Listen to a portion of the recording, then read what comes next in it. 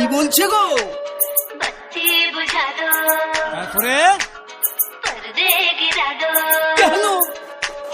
चुपचाप आंखें चार करेंगे, कमरे में प्यार करेंगे,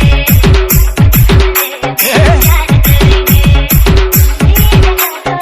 বাবারে बत्ती बुझा दो, ও বা पर्दे गिरा दो, चुपचाप आंखें चार करेंगे, না না না না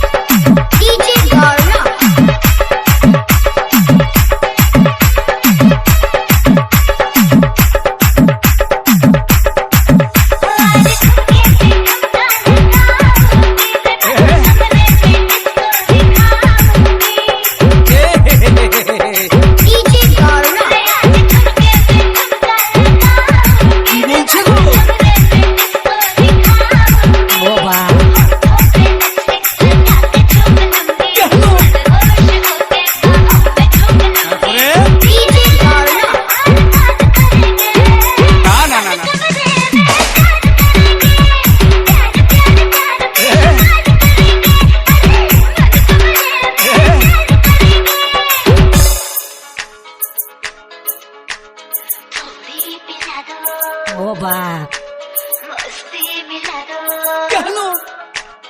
अरमान जगा दो, বাবারে